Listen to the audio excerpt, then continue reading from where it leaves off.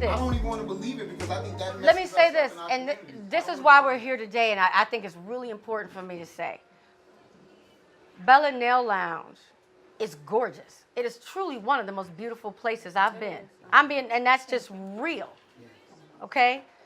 So you have a lot of the characteristics where I can book online, where I can have a nice glass of wine if I want to. You have every color in the world. But there are people, just because it is a black-owned salon, that are not going to think it's as good. They may not be saying that to themselves, and they certainly are not saying it aloud.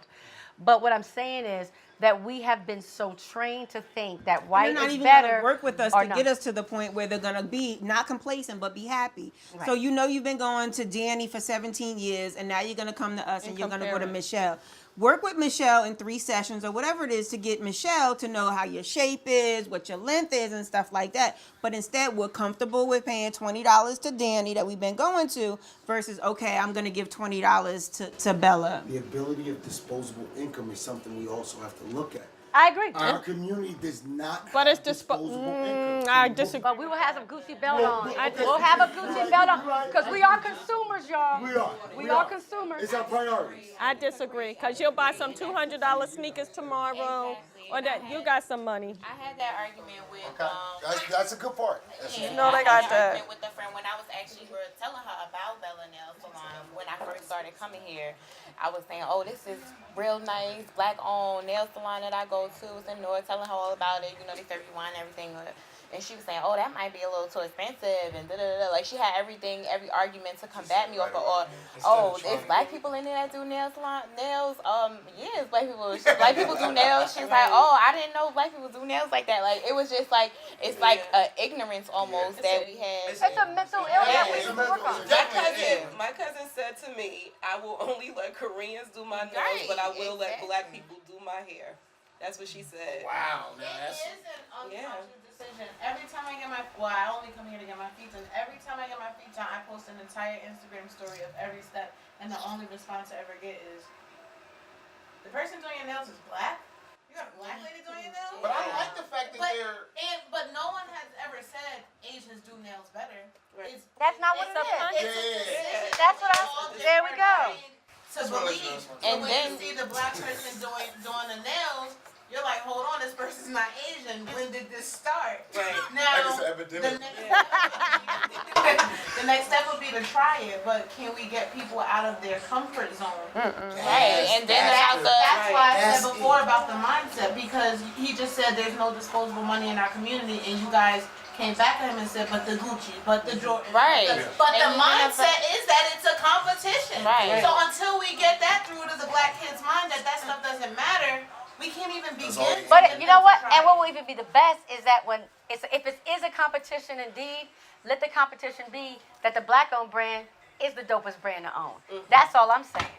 That is the dopest brand. I don't actually want to lie. I want it to be the dopest brand. Well, I need it to be that brand. I think I made it very clear. I'll spend my money to make it that brand.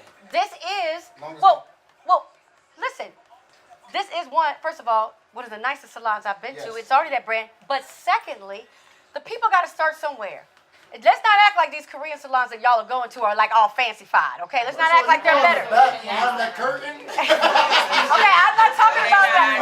That's not me. That was my point. I brought up to her in that argument. I said, okay, so you rather think about it. You're going to go to these Korean nail salons where you got to sit and wait. You got to make your appointment to go to Bella's Nail Salon. So you know you're going to walk right in and get your nails done. You're going to be comfortable. You can have you a nice glass of wine. You listening to music that you want to listen to. And the conversation. The conversation. But you rather go and sit and wait an hour or so in this long line for Koreans to do, and they do a half-ass job on. Well, but let's just say, in a person like that is committed to the community, like the Asian community keeps their dollar in for 28 days.